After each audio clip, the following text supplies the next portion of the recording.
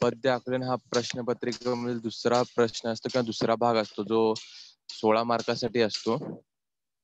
तर सुरुवात करूया आजच्या भागाला. पद्य आकलन. पद्य आकलन म्हणजे जे आपल्या पुस्तकामध्ये किंवा पाठ्यपुस्तकामध्ये जे काही कविता असतील, पोएम्स असतील त्याच्यावरती प्रश्न विचारले जातात किंवा त्याच्यावरती वेगवेगळ्या प्रकारचे व्याकरणरहित जे काही प्रश्न असतील ते विचारले जातात. तर सुरू करूया पद्य आकलन. आपण पाठ्यपुस्तक गद्य पद्य पाठांचा अभ्यास करतो. विविध साहित्य प्रकाराच्या अभ्यासाबरोबर भाषिक अंगाने प्रत्येक पाठाचा अभ्यास आपणास करावायचा असतो. विद्यार्थ्याची भाषा समृद्धी, भाषिक विकास ही मराठी भाषा अध्ययनाचे प्रमुख वैशिष्ट्य आहेत. म्हणून पाठ्यपुस्तकातील पाठाच्या सूक्ष्म अभ्यासाने आपल्याला कोणतेही साहित्य वाचल्यानंतर त्याचे आकलन होणे,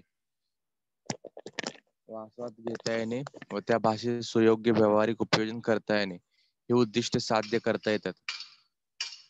अशा पाठ्येतर भाषेच्या आकलनाचे मूल्यमापन करण्याचे वैशिष्ट्य समोर असतात. म्हणजे आता आपल्या पाठ्यपुस्तकामध्ये काय असतं, गद्य असतात आणि पद्य असतात. गद्य म्हणजे काय, जे आपण लेसन्स किंवा जे काय आपण चॅप्टर वगैरे घेतो. पद्य म्हणजे काय, जे कविता पोएम्स आपण शिकतो पाठ्यपुस्तकामध्ये. आता हे जे गद्य किंवा पद्य वगैरे असतात, हे जेव्हा आपण शिकल्यानंतर त्याच्यावर आधारित जे काही प्रश्न असतील किंवा तुम्हाला त्या कवितेचं किती आकलन झालेलं आहे, तुम्हाला ती कविता किती समजलेली आहे, त्या कवितेबद्दल तुम्हाला किती माहिती झालेली किंवा कवितेचे जे कडवे असतील, कवितेचे जे काही स्टांजा असतील ते तुम्हाला किती समजलेत, ह्या संबंधित तुम्हाला काय केलं जातं, ते प्रश्न विचारले जातात.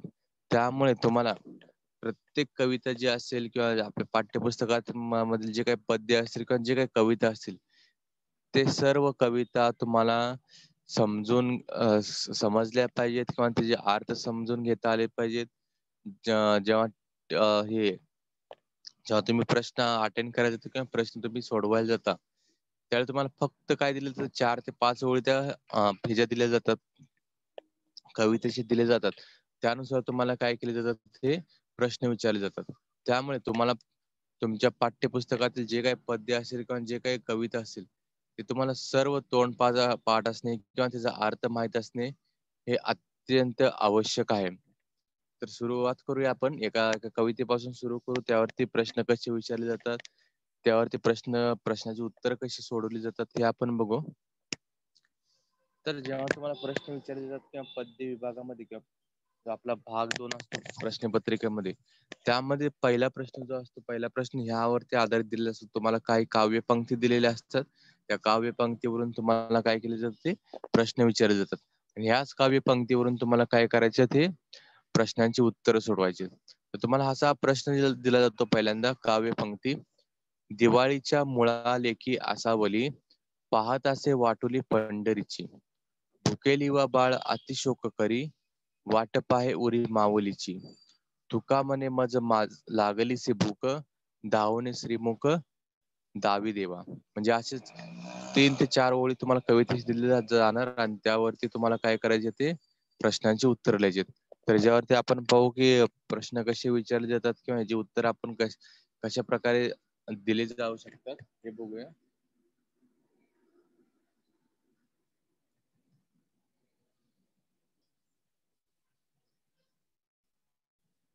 तर हे बघा, विभाग 2 जो असतो, विभाग 2 हा पद्याचा असतो. त्या पद्यामध्ये पहिला क्रमांक जो असतो किंवा पहिला प्रश्न जो असतो, हा पूर्णपणे कवितेवरती असतो किंवा पद्य आकलनावरती असतो. त्यामध्ये पहा, मी जी कविता आता ती काव्यपंक्ती घेतली, तीच काव्यपंक्ती इथे, दिवाळीच्या मुळालेखी आसावली, पाहत असे वाटुली पंढरीची. भुकेली व बाळ अतिशोक करी, वाट पाहे उरी माऊलीची. तुका म्हणे मज लागलीसे भूक, धावणे श्रीमुख दावी देवा. अशा काव्यपंक्ती दिलेल्या असतात आणि काव्यपंक्तीवरती तुम्हाला काय केले जातात, ते प्रश्न विचारले जातात. आता पहिला प्रश्न काय असतो, जसं गद्यमध्ये पाहिलं, गद्यमध्ये हा पहिला प्रश्न काय असतो, आकृतीबंध पूर्ण करायचे. त्याप्रमाणेच पद्यमध्ये हा पहिला प्रश्न काय असतो, आकृतीबंध पूर्ण करायचे. तर भुकेली बाळ अति करतो वाट पाहतो. आता यामध्ये तुम्हाला प्रश्न सोडवताना तुम्हाला काय बघायचे, ते पूर्ण कविता समजून घ्यायची. कवितेची जी काही वाक्य असेल ते वाक्य तुम्हाला समजून घ्यायचे. समजून घेतल्यानंतर तुम्हाला काय लिहिता येणार, हे पूर्णपणे तर पूर्णपणे प्रश्न सोडवता येतील. आता आपण एक प्रश्न सोडून पाहू हा. भुकेली बाळ अति करती वाट पाहती. आता अति काय करतो तो, जेव्हा भुकेलेला बाळ असतो, भुकेलेला बाळ जो असतो अति काय करतो, शोक करतो. शोक करतो म्हणजे काय, तो रडतो जास्तीत जास्त. तर पहिल्यामध्ये काय, भुकेलेला बाळ अति करतो शोक. आता दुसऱ्यामध्ये वाट पाहतो. शोक तर करतो तो अति, पण वाट कोणाची बघत असतो, उरी माऊलीची. माऊलीची म्हणजे आईची वाट बघत असतो. तर या प्रकारे तुम्हाला काय करायचे, ते आकृतीबंध पूर्ण पूर्ण करायचे आणि त्यानुसार तुम्हाला काय होतं, ते मार्क्स मिळू शकतात. तर यासाठी फक्त 1 मार्क तुम्हाला दिला जातो. तर भुकेले बाळ अति करतो शोक, वाट पाहतो माऊलीची किंवा आईची. आता दुसऱ्यामध्ये बघा, सहसंबंध लिहा. लेकी असावले. उरी उरीमध्ये काय येणार आहे, माऊलीची. म्हणजे सहसंबंध लिहायचं म्हणजे काय, तुम्हाला त्याच्या कवितेचे जे काही कडवे दिलेले असतील त्या कडव्यामधूनच तुम्हाला काय करायचे, ते सहसंबंध शोधायचे किंवा त्या प्रश्नाची उत्तर लिहायचे. दुसरा प्रश्न होता सहसंबंध लिहा. लेकी असावली पहिल्याच ओळीमध्ये पहा. त्यानंतर उरी दुसऱ्या ह्याच्यामध्ये पहा, उरी माऊलीची. तर त्याचं उत्तर काय येणार, हे माऊलीची. आता दुसरा प्रश्न पहा काय, खालील प्रश्नांचे उत्तर एका वाक्यात लिहा. अशा प्रकारचे प्रश्न येऊ शकतात 1-1 मार्काला. संत तुकाराम विठ्ठलला कोणती विनंती करत आहेत. आता ह्याच्यामध्ये हे जे आहे आपल्याला, आता हे तरी समजलं की हे जे काव्य असेल किंवा जे काही तुम्हाला कवितेचं हे दिलेलं आहे, हे कोणाचे, संत तुकारामाचे. प्रश्न काय लिहिलेला आहे की संत तुकाराम विठ्ठलाला कोणती विनंती करत आहेत. तर संत तुकाराम विठ्ठलाला विनंती करत आहेत की जसं जसं बाळ हे आईसाठी रडत असते किंवा आईसाठी शोक करत असते, तसेच मला पण काय झालेलं आहे, तुमची भूक लागलेली आहे आणि तुमच्या जवळ येऊन तुम्हाला तुमचं काय करायचंय, मला दर्शन घ्यायचंय. तर ही विनंती कोण करत आहे, ते संत तुकाराम विठ्ठलांना करत आहेत. आता दुसरा पहा, कंसातील योग्य शब्द वापरून रिकामी जागा भरा. आता यामध्ये हे जे ओळी दिल्या असतात, ओळी फक्त त्या कवितेमधील दिले असतात, बाकी कोणते बाहेरचे येणार नाहीत किंवा बाहेरच्या पाठ्यपुस्तकातील येणार नाहीत. दिवाळीची मुळा डॅश असावली. आता ह्याच्यामध्ये बघा दिले 4 ऑप्शन दिलेले आहेत. लेकी असावली.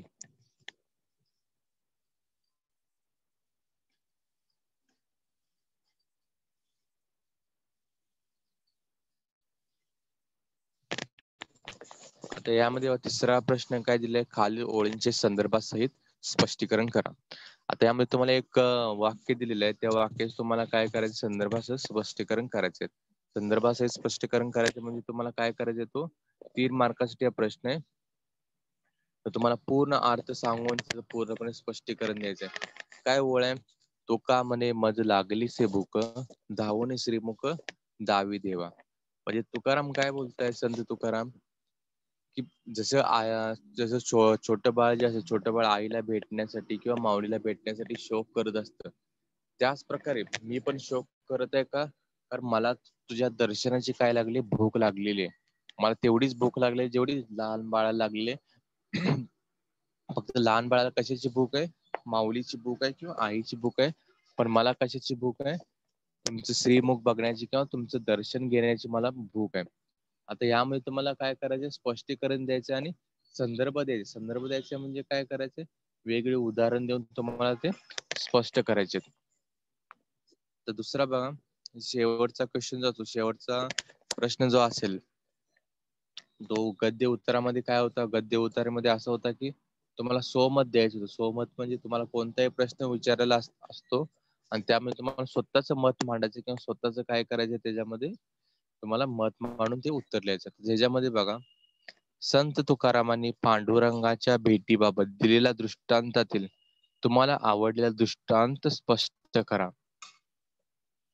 आता दृष्टांत म्हणजे काय, दृष्टांत म्हणजे जे काही संत तुकारामांनी पांडुरंगाला भेटण्यासाठी जे काही उदाहरणं दिली होती किंवा जे काही हे दिली होती, तुम्हाला जे काही एक्झाम्पल्स दिले, जसं की ते उदाहरणं काय दिली होती, जसं दिवाळी येते, दिवाळी आल्यानंतर लेकी असतील किंवा जे काही मुली असतील, ज्या सासरी गेलेल्या असतात, सासरी गेलेल्या मुली काय करतात, वाट बघत असतात दिवाळीची. कशाला, की ते माहेरी येतील आणि माहेरी आल्यानंतर काय करतील ते आईला भेटतील, त्यांच्या वडिलांना भेटतील किंवा त्यांच्या अजून नातेवाईकांना भेटतील.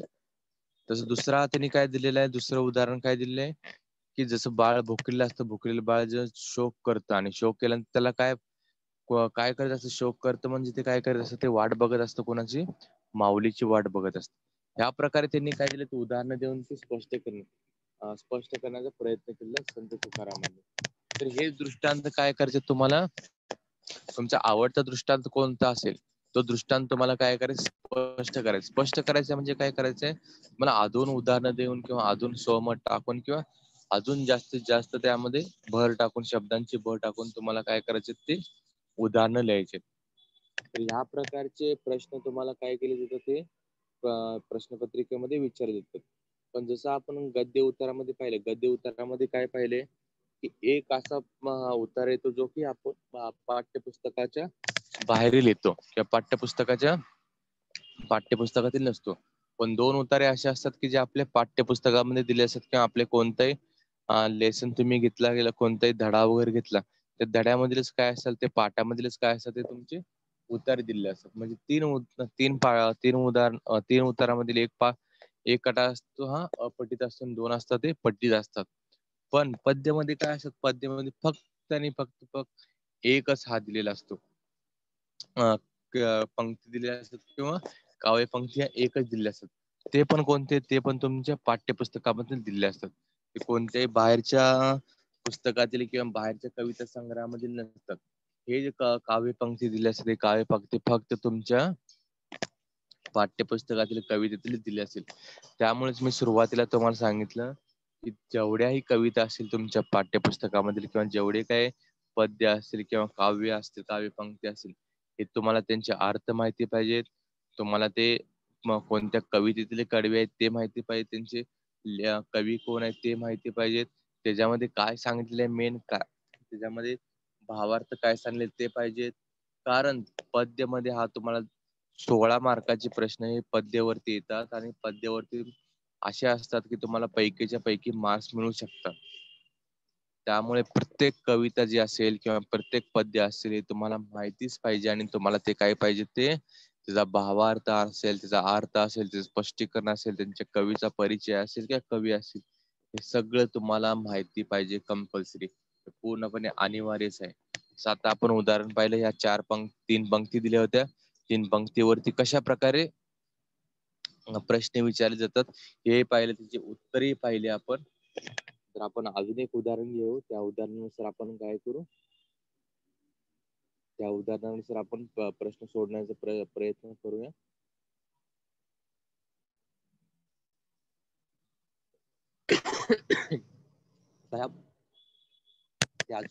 अजून एक काय दिले मी, अजून एक उदाहरण देतो की अजून काव्य पंक्ती दिलेले आहेत. त्या काव्य पंक्तीनंतर आपण हे करू, काव्य पंक्ती वाचल्यानंतर आपण त्याच्यावरील प्रश्न सोडवू. तर बघा, ह्या ज्या काव्य पंक्ती असतील किंवा कवितेच्या ओळी असतील, हे कोणत्या कवितेत दिले, टिप्पणी कविता जे आपण शिकलो, त्या टिप्पणी कवितेतील काय दिले, त्या काही ओळी दिलेल्या आहेत आणि त्या ओळीनुसार त्यांनी काय केले, प्रश्न विचारलेले. तर आपण बघूया काय कोणत्या पंक्ती आहेत आणि ह्याच्यावरती कसे प्रश्न विचारले गेलेले आहेत. काय मातीत मातीत तिप्पण चालते, तिप्पण चालते, इज नाचते थय थय, ढग ढोल वाजवते, नंदी बैलाच्या जोळीले सदाशिव हाकलते, वटे बांधून पोटाले पारबती उनारते, वटे पोटाले बांधते, झोळी काठील टांगते, झोळी काठीला टांगते, त्यात तानूल लळते, त्यात तानूल लळते, ढग बरसते. आता जेव्हा कविता तुम्ही वाचता किंवा कोणती काव्य पंक्ती वगैरे वाचता, तुम्हाला कंपल्सरी किंवा हे तुम्हाला काय अनिवार्यच आहे की तुम्ही किती 2 ते 3 वेळा वाचून काढायचे. कारण 2 ते 3 वेळा वाचणार नाही तोपर्यंत तुम्हाला त्या कवितेचा अर्थ समजणार नाही. त्या कवितेचं जे काही तुम्ही पहिले शिकलेलं असेल ते तुमच्या ध्यानात येणार नाही. त्यामुळे तुम्हाला कंपल्सरी काय करायचं, ते 2 ते 3 वेळा वाचायचंय. गरज पडली तर 4थ्या वेळेही वाचून घ्या. कारण तुम्हाला ह्याच्यावरती येणारे प्रश्न जे असतील, प्रश्न 8 मार्काचे प्रश्न असतील आणि प्रश्न तुम्हाला हे सोडण्यास एकदम सोपं जाईल. त्यामुळे काया मातीत मातीत तिप्पन चालते, तिप्पन चालते, इज नाचते थय थय, ढग ढोल वाजवते, नंदी बैलीच्या जोळीले सदाशिव हाकलते, वटे बांधुनी पोटाले पार्वती उन्हारते, वटी पोटाले बांधते, झोळी काठीला टांगते, झोळी काठीला टांगते, त्यात तानुले लळते, त्यात तानुले लळते ढग बरसते. आता याच्यावरती प्रश्न पहा कसे विचारलेले आहेत. हा एका प्रश्नपत्रिकेतील मी उदाहरण घेतलेले आहेत. विभाग 2 मधील पद्य खाली उत्तराच्या आधारे दिलेल्या सूचनेनुसार कृती करा. आता यामध्ये पहा काय दिलेले आहेत. आकृतीबंध पूर्ण करा. तुम्हाला आकृती दिली, ते आकृती काय करायचे तुम्हाला पूर्ण करायचे. पहिला प्रश्न कोणता आहे? शेतकरी काळ्या जमिनीत टिपण चालवत असताना वीज, ढग हे दोन काय दिले तुम्हाला प्रश्न दिले. आता जेव्हा शेतकरी टिपण हाणतो किंवा टिपण काळ्या जमिनीमध्ये चालवतो, तेव्हा वीज काय करते? वीज थैथै नाचते. म्हणजे वीज काय होते? हे थैथै नाचते. आणि ढग काय करते? ढग हे ढोल वाजवत आहेत. आता तुम्ही ह्यामध्ये जर पाहिलं, दुसरी लाईन जर पाहिली, दुसरी ओळ जर पाहिली किंवा पंक्ती पाहिली, त्यामध्ये तुम्हाला हे उत्तर मिळून जातील की इज नाचते थय थय ढग ढोल वाजवते. म्हणजे जेव्हा शेतकरी काळ्या जमिनीमध्ये टिपण चालवत असतो, तेव्हा वीज काय करते? थैथय नाचत असते. आणि ढग काय असतात? ढग हे ढोल वाजवत आहेत. तरी प्रश्न सोपे होते, एक सोपे होते आणि लगेच समजण्यासारखे होते. यामध्ये काही अवघड नाही, काय नाहीये. वीज थैथय नाचते आणि ढग ढोल वाजवते. आता पुढील ओळींचा अर्थ स्पष्ट करा. आता आकृतीबंध या प्रकारचे प्रश्न झाले. दुसरी कोणती ओळ दिली जाणार तुम्हाला आणि त्या ओळीनुसार तुम्हाला काय करायचं ते अर्थ स्पष्ट करायचे. वीज नाचते थय थय ढग ढोल वाजवते. आता ह्या ओळीचा अर्थ स्पष्ट करायचा आणि 2 मार्कासाठी स्पष्ट करायचं. याचा अर्थ तुम्हाला 4 ते 5 ओळीमध्ये तुम्हाला काय करायचं? अर्थ स्पष्ट करायचे. आता अर्थ स्पष्ट करताना काय बघा, काय लिहितो आपण की शेतकरी काय करतोय? टिपण चालवतोय. आणि टिपण चालवतोय म्हणजे काय करतोय तो? शेती करतोय. आणि शेतीचा मोसम असेल किंवा शेतीचा जो काही ऋतू असेल, हा कोणता? पावसाळा आहे. आणि पावसाळ्यामध्ये जेव्हा पाऊस पडतो, पाऊस पडताना काय होतं? ते वीज अशी थैथय नाचते. वीज थैथय नाचते म्हणजे काय? नाचते का रिअल मध्ये? नाही. थैथय नाचते म्हणजे काय? आकाशामध्ये पाऊस पडतानाच विजांचा काय होतोय? मोठा कडकडाट होतोय. कडकडाट असतानाच त्याबरोबर ढग जे असतील, ढग असे वाजतायत जसे की कुठे ढोल वाजतील किंवा ढग अशा प्रकारे आवाज करतायत, जिथे असं वाटतं की ढोल वाजतायत पूर्णपणे. म्हणजेच ह्याचा अर्थ काय आहे? शेतकरी जेव्हा शेती करतोय, त्यावेळी पावसाचा जो जोर असेल, पावसाचा जोर हा काय आहे? खूप आहे. त्याबरोबर विजा कडकडतायत, त्याबरोबर काय करतायत? हे ढगही वाजतायत.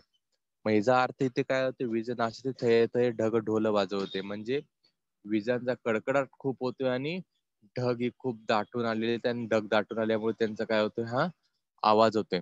आणि त्याच्याचमुळे काय होतोय? हा पावसाचा ऋतू असल्यामुळे पाऊस हा जास्त पडतोय आणि ह्या शेतकऱ्याला हा समाधानकारक आहे. तर ओळींचा हा अर्थ होतो. दुसरे पहा, संदर्भासह स्पष्टीकरण करा. हा खूप महत्वाचे प्रश्न असतात की तुम्हाला संदर्भासह स्पष्टीकरण करता आलं पाहिजे. काया मातीत टिपण चालते, टिपण चालते. इज नाचते थय थय ढग ढोल वाजवते. या संदर्भासह स्पष्टीकरण करा म्हणजे काय करायचे तुम्हाला इथे? हे तुम्हाला पूर्ण याचा कवितेचा अर्थ किंवा जे काही हे दिलेलं असेल, ओळी दिली असेल, त्या ओळीचं स्पष्टीकरण करायचं आणि तुम्हाला ते संदर्भ द्यायचे. काया मातीत टिपण चालते, इज नाचते थय थय ढग ढोल वाजवते. म्हणजे शेतकरी काय करतोय? जमिनीमध्ये टिपण घुसवून किंवा टिपण चालवत असताना तो काय करतोय? पेरणीला काय करतोय? सुरुवात करतोय. पेरणीला जेव्हा सुरू करतोय, तेव्हा काय होतंय? ते विजा कडकडतायत. विजा कडकडताना ढग वाजतायत, ढग दाटून आलेत. म्हणजेच काय करतोय? मुसळधार पावसामध्ये सुद्धा शेतकरी न आळस करता, न कोणतेही थकवा करता किंवा न कोणतेही कंटाळा करता तो काय करतोय? हा शेती करतोय. कारण जोपर्यंत पाऊस आहे, तोपर्यंत शेती काय त्याची खूप चांगली चालणार आहे आणि शेतीमध्ये वाढ होणार आहे. त्यामुळेच शेतकरी कोणतीही पर्वा न करता, मग तुझा परिवार असू देत त्याचं कुटुंब असू देत, त्यांचं काही दुसरं काम असते किंवा थकवा न करता किंवा कंटाळा न करता शेतकरी काय करतोय हा एवढ्या मोठ्या मुसळधार पावसामध्ये जिथे की वीज कडकडतायत, ढग वाजतायत, तरीही असं मुसळधार पावसामध्ये ते पण चालवत शेतकरी काय करतोय हा हा शेतकरी आपला हा पेरणी करतोय किंवा शेतीची पूर्णपणे तयारी करतोय. आता चौथा प्रश्न काय अभिव्यक्ती. तर अभिव्यक्तीमध्ये काय दिले त्यांनी आता ह्याच्यामध्ये अभिव्यक्तीमध्ये मध्ये तुमचे काय करायचे ते विचार मांडायचे. जसं आपण उत्तरामध्ये पाहिलं की स्वमत. आता इथं अभिव्यक्ती म्हणजे तुमचे विचार मांडण्यासाठी सुद्धा काय करू शकतात हे विचारू शकतात. आता यामध्ये प्रश्न बघा कसले आहेत. बैल, काळी माती, तिप्पण आणि शेत यामध्ये शेतकरी राजांचा संसार गुरफटलेला असतो. तुमचे विचार स्पष्ट करा. आता यामध्ये उत्तर लिहिताना तुम्हाला कोणत्याही प्रकारचं बंधन नाहीये की असेच उत्तर आलं पाहिजे, हेच याच प्रकारचं उत्तर आलं पाहिजे असं नाही. फक्त बंधन कोणतं आहे की बैल, काळी माती, तिप्पण, शेत आणि शेतकरी राजाचा संसार या शब्दांच्या बंधनामध्येच तुम्हाला राहून काय करायचे तुमचे विचार स्पष्ट करायचे. यामध्ये तुम्हाला असं नाही की उत्तर हेच आलं पाहिजे. आता पहिल्या ह्याच्यामध्ये पाहिलं की इज नाचते थय थय ढग ढोल वाजते, त्याचा तो जो अर्थ असेल की लेखकाने जो अर्थ सांगितला तोच आपल्याला पण लिहावं लागणार आहे. पण इथे काय तुमचे विचार मांडायचे अर्थ काय असतो हा तुमचे काय करायचे तुमचे भाव स्पष्ट करायचे, तुमचे स्वमत लिहायचे त्यामध्ये. मग ते कोणतेही असू देत त्यांच्यामध्ये बंधन नाहीये काय, फक्त बंधन काय शब्दांचे बंधन आहे. शब्द कोणते बैल, काळी माती, तिप्पण, शेत आणि शेतकरी राजांचा संसार. हे शब्द बघूनच तुम्हाला काय करायचं तुमचे विचार प्रकट करायचे. मग त्यामध्ये तुम्ही कितीही त्यामध्ये तुम्ही किती तुमचे विचार मांडता ह्याला काही मर्यादा नाहीये. तर आता आपण अशी दोन उदाहरणं पाहिल्यानंतर आपल्याला असं समजून आलं असेल की ती पद्य आकलनामध्ये 8 मार्काचा जो काही प्रश्न असेल तो 8 मार्काच्या प्रश्नामध्ये तो काय होणार आहे तुम्हाला तुम्हाला काही काव्य पंक्ती दिली असेल, काव्य पंक्ती हे पूर्णपणे कशामध्ये येणार आहे ते पूर्णपणे आपल्या पाठ्यपुस्तकामधीलच येणार आहे. आणि पाठ्यपुस्तकामधील आल्यानंतर तुम्हाला ते पूर्णपणे माहिती पाहिजे, त्याचा भावार्थ माहिती पाहिजे, अर्थ माहिती पाहिजे, जेणेकरून तुम्हाला प्रश्नांची उत्तर लिहिताना काय होणार आहे ते सोपी जाणार आहे. तर आपण हे दोन उदाहरणे पाहिली, दोन उदाहरण तुम्हाला समजलं असेल की पद्य आकलनामध्ये प्रश्न कसे सोडवायचे आणि त्यावरती उत्तर कशी लिहायचे. तर आपण आता थोडे एक दोन कवितेंचे हे बघू संदर्भाचे स्पष्टीकरण, त्याच्यावरती कोणते क्वेश्चन येतात किंवा संदर्भासहित स्पष्टीकरण केल्यानंतर त्याच्यामध्ये प्रश्न कशा प्रकारचे विचारले जाऊ शकतात. सर्वप्रथम आपण पहिल्या कवितेपासून सुरू करूया. थोडं फक्त ओव्हरव्ह्यू बघायचं आपल्याला की काय होणार आहे त्यामध्ये.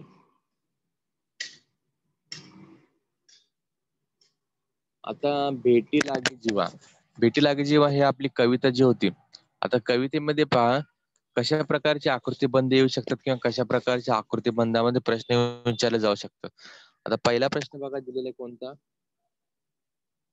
आपण फक्त आकृतीबंध पाहू आणि संदर्भाचे स्पष्टीकरण कसं असतं ते पाहू. एक दोन उदाहरणं पाहिल्यानंतर तुम्हाला समजून जाईल की आकृतीबंध कसे तयार करायचे आणि तुम्हाला संदर्भाचे स्पष्टीकरण कशा प्रकारचे द्यायचे हे पाहू आपण. आता पहिली जी कविता आली होती, आपण जो पहिला पद्य जो पाहिला तर हा पहिला पद्य कशाचा होता हा पहिला भेटी लागे जेव्हा रात्र दिवस वाट होती. त्या कवितेतील होता किंवा ह्या कवितेतली ही काव्य पंक्ती होत्या. तर त्यामधील आकृतीबंध बघा, पहिला जो आकृतीबंध असेल तो कोणता होता, जीवाला लागलेली आस, वाट पाहण्याचा कालावधी, चकोराचे जीवन, विठ्ठल भेटीची वाट पाहणारे. हे असे तुम्हाला प्रश्न विचारले जाऊ शकतात किंवा असे तुम्हाला आकृतीबंध विचारले जाऊ शकतात. त्याच्यावरून तुम्हाला काय करायचे ते उत्तर द्यायचे. आता तुम्ही वर्षाच्या सुरुवातीला जी कविता शिकली असेल त्या कविता, आता मी कवितेमध्ये जाणार नाही, फक्त त्यामधील कशी आकृतीबंध येतात ते फक्त बघतोय. जीवाला लागलेली आस कशाची तर विठ्ठल भेटीची, वाट पाहण्याचा कालावधी रात्र दिवस वाट पाहतायत, चकोराचे जीवन तर चकोराचे जीवन हे कशावर आधारित आहे पौर्णिमेच्या चंद्रावरती, विठ्ठल भेटीची वाट पाहणारे काय विठ्ठल भेटीची वाट पाहणार हे माझं मन आहे. संत तुकाराम काय बोलतात की माझं मन आहे की जे कशाची वाट बघतंय ते विठ्ठल भेटीची वाट बघतंय.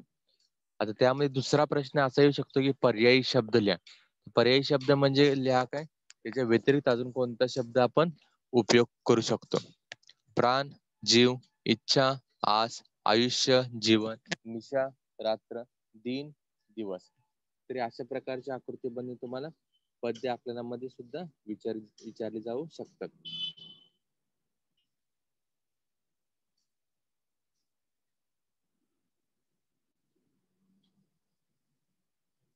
आता हे पहा इथे, आता यामध्ये दोन्ही प्रश्न असे दिलेले आहेत की जे आपण आता पद्य आकलनामध्ये किंवा आता आपण जे दोन उदाहरणं पाहिले, दोन उदाहरणामध्ये काय केलेले आहेत तुम्हाला हे दोन्ही प्रश्न तसे विचारलेले आहेत. पहिला होता संदर्भासहित स्पष्टीकरण आणि अभिव्यक्ती. आता संदर्भासहित जेव्हा स्पष्टीकरण लिहिता त्यामध्ये कोणते पॉइंट आले पाहिजेत किंवा कोणते मुद्दे आले पाहिजेत ते बघा. जर तुम्हाला जर प्रश्न विचारला की कोणतेही दोन ओळी दिल्या असतील आणि ओळीचं तुम्हाला काय करायचं संदर्भासहित स्पष्टीकरण करायचं. पौर्णिमेचा चंद्रमा चकोरा जीवन तैसे माझे मन वाट पाहे. जे उत्तर लिहिताना जेव्हा आपण बघतो तर संदर्भासहित स्पष्टीकरण करायचं म्हणजे काय करायचं मला ह्याच्यामध्ये दोन मुद्दे ना. पहिला तर कोणता संदर्भ आणि दुसरा आहे स्पष्टीकरण द्यायचं. तर संदर्भ द्यायचा म्हणजे काय ते जे कविता असतील किंवा जे काय कवितेच्या ओळी असतील त्या कोणत्या पाठातून घेतल्या, त्याचे कवी कोण आहेत, त्यामध्ये काय संक्षिप्त मध्ये तुम्हाला सांगायचं आहे की ते कवितेमध्ये नक्की सांगितले काय आहे. त्यासाठीच मी आपल्या लेक्चरच्या सुरुवातीला सांगितलं की तुम्हाला ज्या कविता असतील तर कविता तुम्हाला तोंडपाठ पाहिजे, सगळ्या तोंडपाठ नसल्या तरी ओळखीच्या पाहिजेत आणि ते कोणत्या कवीने लिहिले ते पाहिजे आणि कवितेचा थोडासा परिचय आपल्याला माहिती पाहिजे, जेणेकरून काय मिळेल आपल्याला हे संदर्भाचे स्पष्टीकरण जे असेल संदर्भाचे स्पष्टीकरण करण्यासाठी तुम्हाला काय होईल सोपे होऊन जाईल. संदर्भ लिहिताना कसा लिहायचा तो पहा. संत तुकाराम महाराज यांच्या भेटी लागे जेव्हा या कवितेतून वरील काव्यपंक्ती घेतली आहेत. संत तुकारामांनी आपल्या मनातील विठ्ठलाच्या भेटीची ओढ समर्पक दृष्टांतातून व्यक्त केलेली दिसून येते.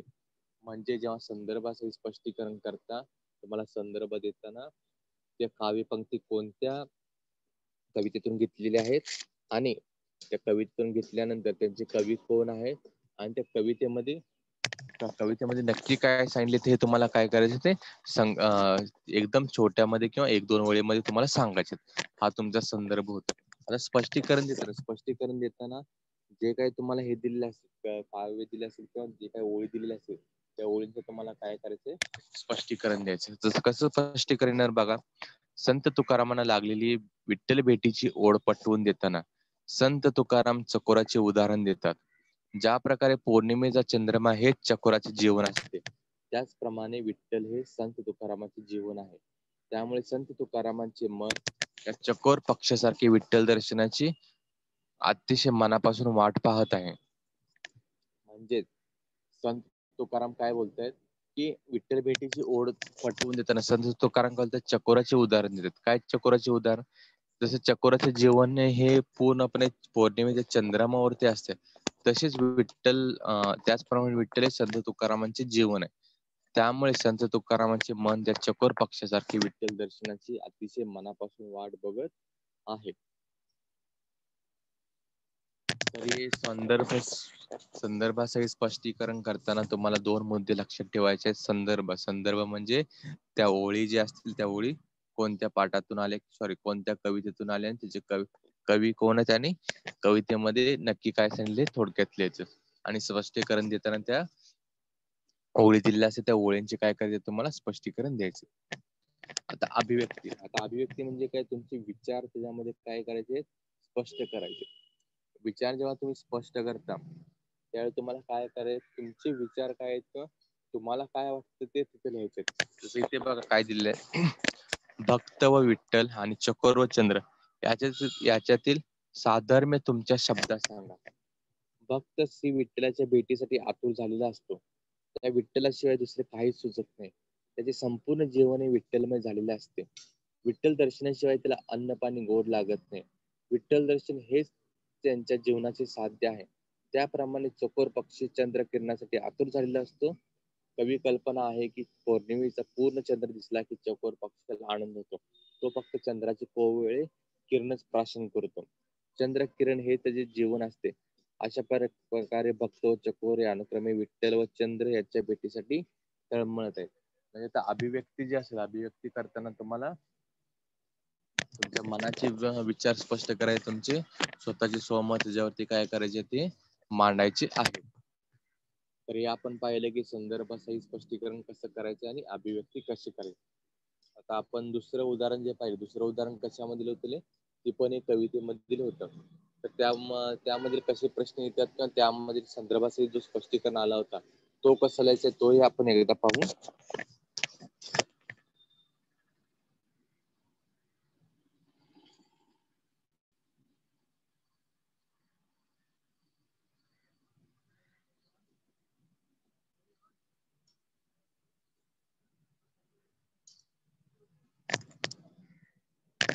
दोन मिनिटं मला ना.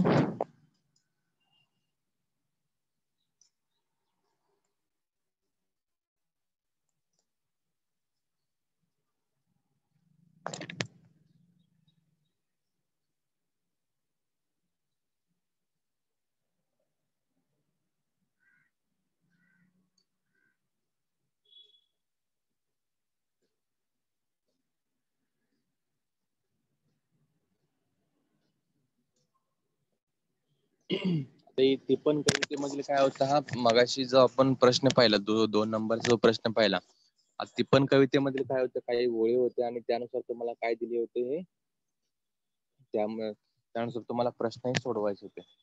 तर यामध्ये पहा, आकृतीबंध कशा प्रकारचे येऊ शकतात.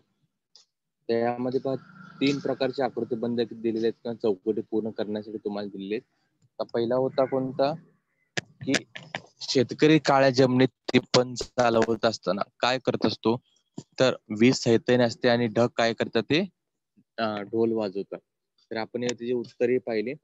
चौकटी पूर्ण करा, अशा प्रकारचे तुम्हाला आकृतीबंध येऊ शकतात परीक्षेमध्ये किंवा पद्य आकलनामध्ये असे प्रकारचे प्रश्न त्यामध्ये येऊ शकतात. ते चौकटी पूर्ण करा, त्यामध्ये काय होतं की काठीला बांधलेली काय होती, ही जोळी होती. पोटाला वटी बांधलेली काय होती, ही पार्वती. काठीला टांगलेल्या झोळीत, चाकाला टांगलेल्या झोळीत काय होते, हे लहान बाळ होतं. आता चौकट पूर्ण करा, यामध्ये काय करायचे तुम्हाला, हे पर्यायी शब्द द्यायचे आहेत. पर्यायी शब्दानुसार तुम्हाला काय करायचे त्याचे उत्तर लिहायचे. आता मेघ म्हणजे काय, ढग. उदर म्हणजे काय, पोट. लहान बाळ म्हणजे काय, तानुला. आणि पिशवी म्हणजे काय, जोळी. अशा प्रकारचे तुम्हाला काय करू शकतात, ते आकृती बंधासाठी प्रश्न विचारू शकतात.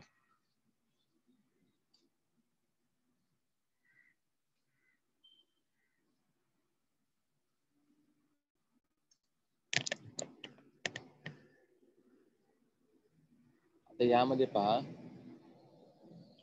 मगाशी तुम्हाला जो प्रश्न आला होता की संदर्भासहित काय करायचं, तुम्हाला स्पष्टीकरण करायचे, आणि हाच प्रश्न तिथे आला होता. काय मातीत मातीत तिप्पण चालते, तिप्पण चालते, हिच नाचते थय थय ढग ढोल वाजवते. आता यामध्ये जेव्हा तुम्हाला संदर्भासहित स्पष्टीकरण जे सांगितलं होतं, त्यानुसार तुम्हाला संदर्भासहित स्पष्टीकरण कसं करायचं ते बघू आपण. संदर्भ लिहिताना आपल्याला काय माहिती पाहिजे, मग कवी, त्याची माहिती आणि थोडक्यात कवितेची माहिती. संदर्भ काय बघायचा, विठ्ठल वाघ यांच्या टिपण या कवितेतून वरील काव्य पंक्ती घेतली आहेत. पाऊस सुरू झाल्यामुळे शेतकऱ्याची होणारी शेती कामाची लगबगीत दिसून येते. तर यामध्ये पहा, त्यांनी स्पष्टीकरण देताना कसं स्पष्टीकरण दिलेलं आहे, शेतकऱ्यांच्या कष्टकरी जीवनाचे व निसर्गाचे नितांत सुंदर व जिवंत चित्र कवी आपल्या समोर, आपल्या डोळ्यांसमोर उभे करतात. शेतकऱ्यांचे संपूर्ण जीवन शेतीवर आणि पर्यायाने पावसावर अवलंबून असते. शेतीची नांगरणी आटपून पाऊस सुरू झाल्याने शेतकरी धान्याची पेरणी करत असतो. शेतात बैलाच्या मदतीने टिपण चालवून पेरणी चालू असते. आकाशात विजा चमकत असते, जणू त्यांचं थैथय नाच चालू आहे असे वाटते. ढगांचा होणारा गडगडाट ऐकून ढगढोल वाजवत आहेत असे कवीला वाटते. ठीक आहे, अर्थ तर वगैरे ठीक आहे, पण तुम्ही जेव्हा संदर्भासहित स्पष्टीकरण करता किंवा अशा प्रकारचे प्रश्न जेव्हा तुम्हाला पद्य आकलनामध्ये विचारले जातात, तेव्हा तुम्हाला 2 मुद्दे खूप महत्त्वाचे आहेत किंवा खूप लक्षात ठेवण्यासारखे आहेत, की पहिला आहे संदर्भ. संदर्भ काय आहे? संदर्भ म्हणजे काय त्याचा, की त्याचं कवी कोण आहेत, त्या कवितेमध्ये काय सांगितलेले आहेत, हे थोडक्यात लिहायचे तुम्हाला 2 ते 3 ओळींमध्ये आणि त्यांचं पूर्णपणे स्पष्टीकरण द्यायचे. आता इथे पहा अभिव्यक्ती. आता अभिव्यक्ती मागाचा जो प्रश्न होता, की बैल, काळी माती, टिपण आणि शेत यामध्ये शेतकरी राजांचा संसार गुरफटलेला असतो. तुमचे विचार लिहा. आता तुमचे विचार लिहामध्ये तुम्हाला स्वतःचे विचार लिहू शकता किंवा हे एक उदाहरण तुम्हाला देतो, की याच्या प्रकारे तुम्हाला काय करायचे ते उत्तर लिहू शकता तुम्ही. तर काय होतं, शेतकरी म्हटला म्हणजे शेत हे आले. शेत आले की माती, बैल, टिपण असे सर्व काही आले. शेतकरी राजांचे विश्व यांच्यातच गुरफटलेले असते. दिवसभर बैलांच्या मदतीने शेत नांगरताना त्याचे अनवाणी पाय काळ्या मातीला स्पर्श करीत असतात. टिपण हातात घेऊन शेत नांगरताना त्याला सुखाची अनुभूती येत असते. पेरणी, नांगरणी, कापणी, मळणी याशिवाय दुसरे काहीही त्यास सुचत नसते. म्हणून शेतकरी राजांचा संसार हा बैल, काळी माती, टिपण आणि शेत यामध्ये गुरफटलेला असतो. बघा किती कमीत कमी शब्दामध्ये आणि एकदम मोजक्या शब्दामध्ये त्यांनी काय केले, त्यांचे विचार मांडले किंवा लेखकाने त्यांचे विचार मांडलेले आहेत. त्यामुळे हा प्रश्न सोडवताना तुम्हाला कशी पाहिजे, तुमची शब्दसंपदा चांगली पाहिजे. तुम्हाला मोजक्या शब्दामध्ये काय करायचे, तुम्हाला ते उत्तर लिहायचे. तुम्ही 1 पेजेस 2 पेजेस जरी लिहिला तुम्हाला पडणारे मार्क तेवढेच आहेत. आणि तुम्ही 4 ते 5 ओळीमध्ये चांगल्या शब्दामध्ये किंवा चांगल्या वाक्यामध्ये लिहिला तर मार्क तुम्हाला तेवढेच पडणार आहेत. मग त्यामुळे तुम्हाला शब्दसंपत्ती असेल किंवा जे काही वाक्य असतील, ते वाक्य तुम्हाला काय करायचं, चांगल्या प्रकारे, चांगल्या योग्य प्रकारे शब्द वापरून तुम्हाला ते काय करायचे, तुमचे अभिव्यक्ती किंवा तुमचे विचार त्यामध्ये काय करायचे ते मांडायचे. तर पद्य आकलनामध्ये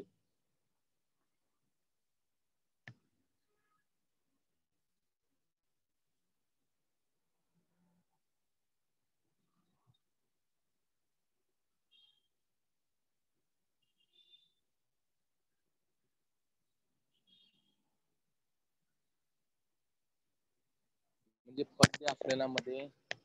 पद्य आकलनामध्ये जेव्हा तुम्ही प्रश्न सोडवायला घेता किंवा पद्य आकलनामध्ये किंवा भाग दुसऱ्यामध्ये जेव्हा तुम्ही प्रश्न सोडवायला घेता, त्यामध्ये कोणत्या प्रकारचे प्रश्न येऊ शकतात आणि कसे येऊ शकतात, त्यांची उत्तर कशा प्रकारे लिहायचे आहेत, हे आपण पाहिलं. आता एक शेवटचे 2 मिनिटं राहिले, त्यामध्ये आपण एकदा रिव्हिजन करू की नेमकं पद्य आकलन म्हणजे काय. जसं आपण काल पाहिलं की ते 3 उतारे येतात आपल्या गद्य आकलनामध्ये. 8-8 मार्काची 3 उदाहरणे येतात. सॉरी 3 उतारे येतात. त्यावरती तुम्हाला प्रश्न सोडवायचे. तसेच भाग 2 मध्ये 8 मार्कासाठी काय येतो, हा एक प्रश्न येतो पद्य आकलनासाठी. पद्य आकलनासाठी म्हणजे काय येतो, ते तुम्हाला तुमच्या पाठ्यपुस्तकामधील कवितेचे काही ओळी दिलेल्या असतात. त्या ओळीनुसार तुम्हाला काय करायचे, प्रश्न सोडवायचे.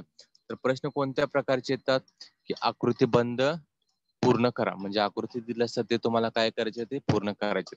दुसरा प्रश्न कोणत्या प्रकारचा येऊ शकतो, पर्यायी शब्द लिहा. पर्यायी शब्द लिहा म्हणजे तुम्हाला तिथे काही शब्द दिलेले असतात आणि त्या शब्दानुसार तुम्हाला त्याचे समानार्थी शब्द किंवा वेगळे काय असे शब्द द्यायचे.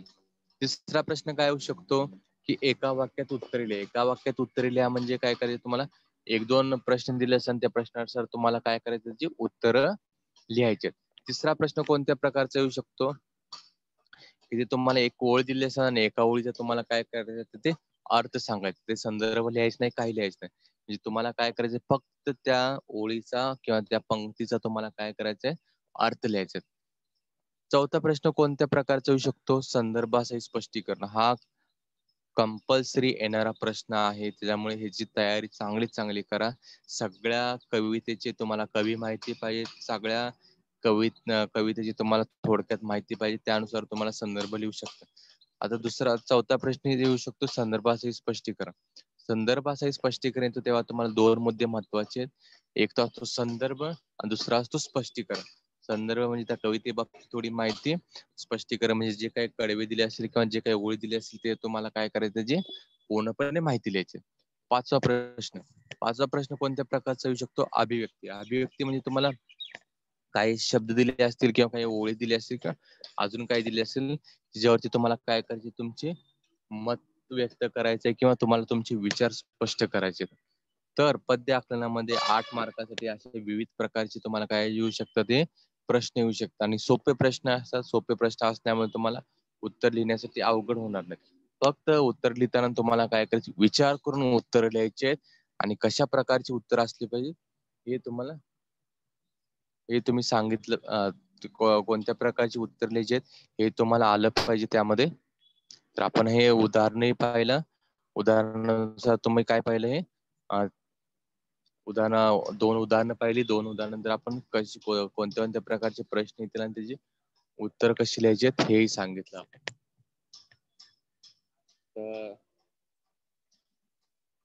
तर आजचा टॉपिक असेल किंवा आजचा जो पाठ असेल हा इथेच समाप्त होतोय. धन्यवाद.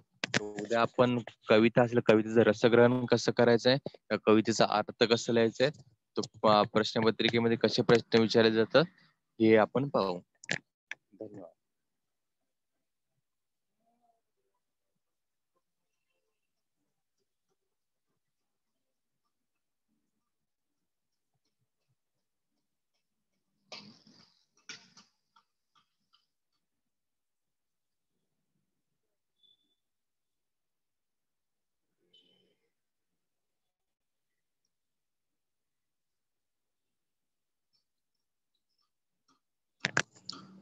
Hello Almas madam. Yes, sir. Thank you so much. Actually, I am in train, so might be I am not audible to you. So, thank you. Okay, thank you madam.